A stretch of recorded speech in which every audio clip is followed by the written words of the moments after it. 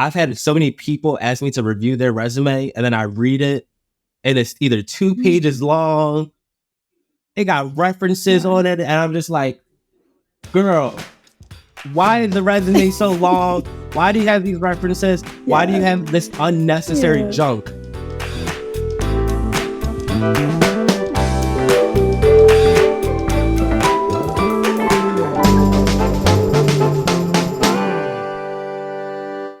What's up, everybody? I'm Janelia Espinal, and welcome to Financially Inclined from Marketplace. We're sharing money lessons for living life your own way. When people talk about starting their first job, it sounds kind of scary, like recent college grads who have a hard time getting into the workforce. And that can be really discouraging. But luckily, we have Amir Henley with us today to help us understand how to stand out when you're applying for your first job. Amir is in his early 20s, and he already broke into the corporate world as a social media manager. He also runs his own TikTok, where he posts about corporate culture and helps us understand it.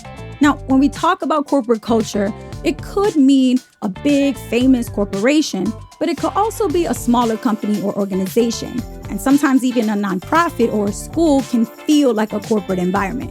It's all about the structure of the workplace and the kind of rules that they put in place, like a strict dress code or a corporate type of hierarchy with managers and mid-level managers and that kind of thing. Now, I know it sounds like a lot to take in, but Amir's gonna help us make sense of it all.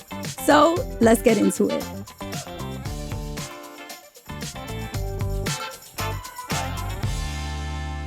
I just was wondering, like, how did you get into corporate work, into a corporate path? And then what was it like once you were in a corporate job versus like your expectations for what it would be like? My first corporate job came when I was in college, where I was the youngest person at my job. Most of my team members were like twice my age. And the country club that I was working at, they did not have a strong social media presence. So I kept telling my manager, like, oh, I'll help take pictures, or I took pictures of the food, or I created this video of the chef. And I would always share my content with them. And I just started creating so much content for them. They just like, you know what? We want to hire you as our marketing manager. And that was my first start to, I would say, the corporate world and doing something that I love. That is amazing. The people that are listening to this or watching this might be interested in corporate work. But especially if you're younger, you might be trying to figure it out. Like, is corporate something that I would be interested in? And they might not know. What do you tend to tell them about what to expect? How do you talk about corporate culture with them? I realized that a lot of my followers, most of my followers are from 18 to 24. And I was like, wow, a lot of these teens have not even had a job yet, and their first experience is what I'm sharing with them. So I'm hoping I'm giving an authentic experience of how the workforce is. So before joining the corporate world, I was actually very terrified of the corporate world. I thought of it as boring. I thought of it as 9 to 5. I thought of it as robot. For the teens watching this, I'm sure you've seen the SpongeBob episode where Squidward is just miserable and he's just like going through his life. He's like going through the motions. And that's how I always thought about corporate world. But I was surprisingly shocked with the previous job that I had. And I was so shocked about the team culture, how friendly everyone was, how the company really took, concern about my mental health and making sure I had job satisfaction. If you are a younger person entering the workforce, what do you want the company to look like? What do you want your team to look like? Do you want it to be a diverse team? Do you want to be led by majority women? Do you want, the people to look like you? Do you want it to be LGBT friendly? So I've always done my research before applying to jobs and going into interviews, what the mission statement is, what their values are. So a lot of sources on the internet like Fishbowl, Glassdoor, Indeed, LinkedIn, a lot of them have reviews for previous positions or the company in general. So you'll see a lot of the time where it's like, oh, the pay was really good, but I was overworked, or, oh, I was doing 4 jobs in one. Or, oh, they didn't pay me well, but they were very flexible with my schedule and I was able to work from home. So I was willing to take a pay cut. Those are all the things that they're not going to tell you, but the information is out there. I promise you, if the company is big enough, you can find it, So that can definitely help you with choosing, companies that you want or might want to apply for a job. But what about the actual interview part? How do you recommend that people prepare for an interview for a corporate position or corporate job? I treat the job description as like an acting role, and the job description is my script. So I'm like reading my script, like, okay, this is what my job, my daily tasks are going to be. These are the skills they want me to possess. This is the experience. So I'm already planning the questions that they're going to ask me. Why do you want to work for this company?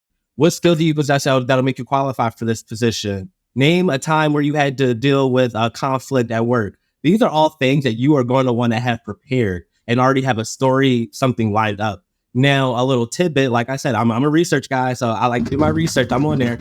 I always look up the brand colors of the company and I wear the brand colors to the interview. So, for example, and it sounds crazy, but it really does work. Like, let's say for the previous job I had, their brand colors was blue and gray. So I wore a blue blazer, a gray tie. And when I tell you the hiring manager was like, "Oh, I love your blazer. I love thank you. Thank you."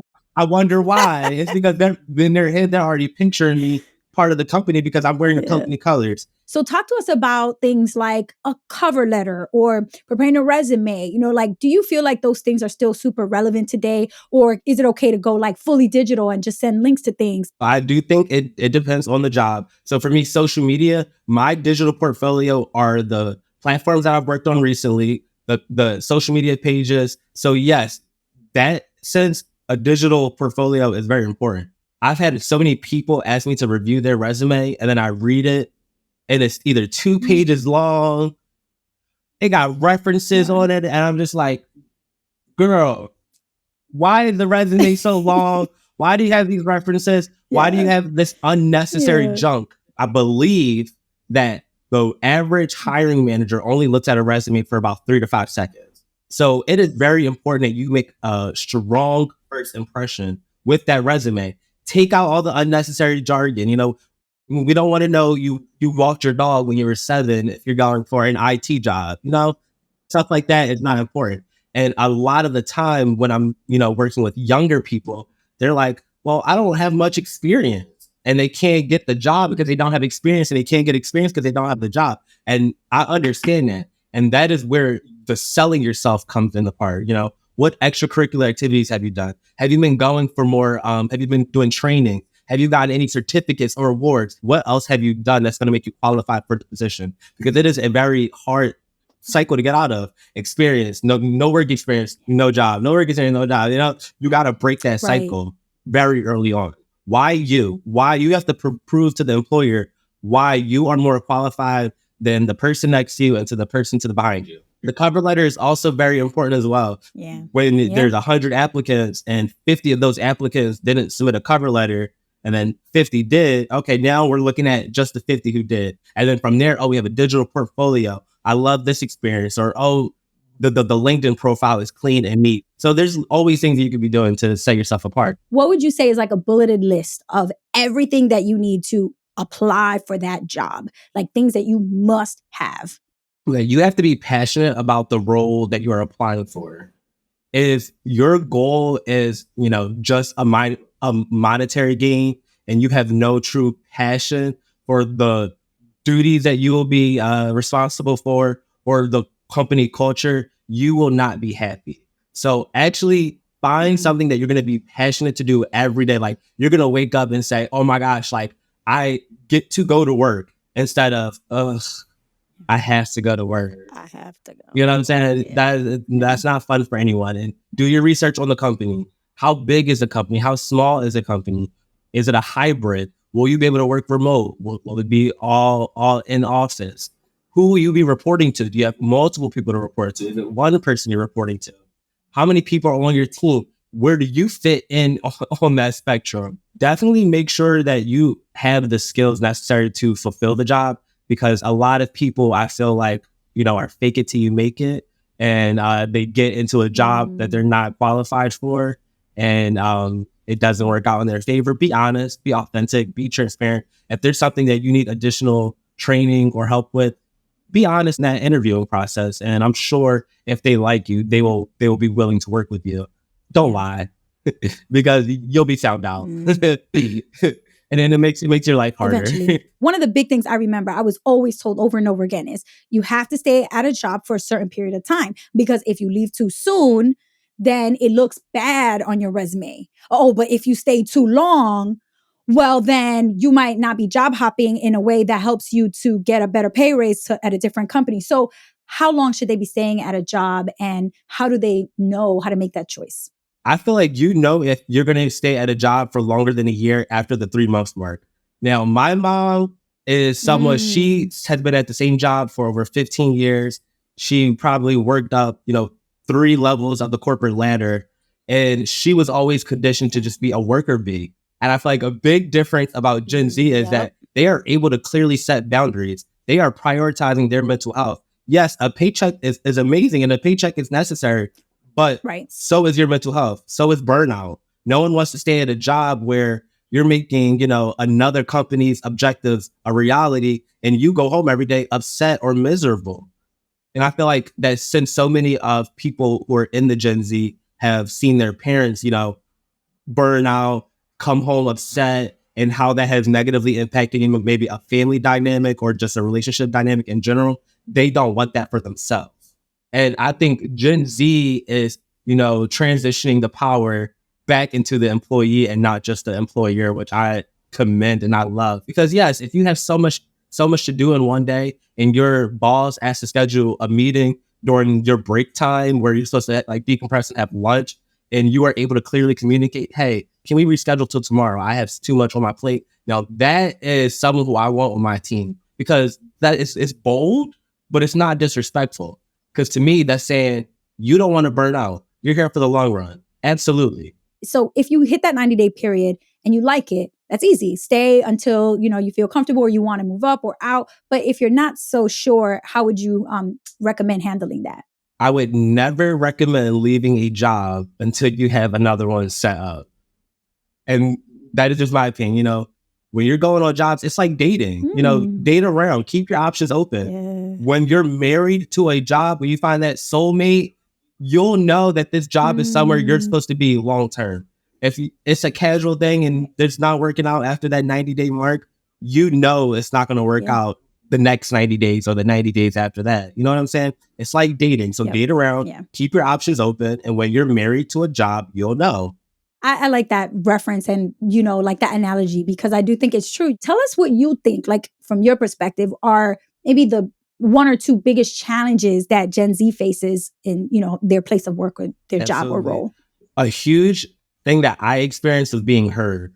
People thought because of my age that I didn't have enough experience to know what I'm talking about. I've always had to work on my approach. There's been so many times in a team meeting where, I have given an awesome idea and, no one has heard it. And then someone else says the idea a little bit louder and then they get the credit for it.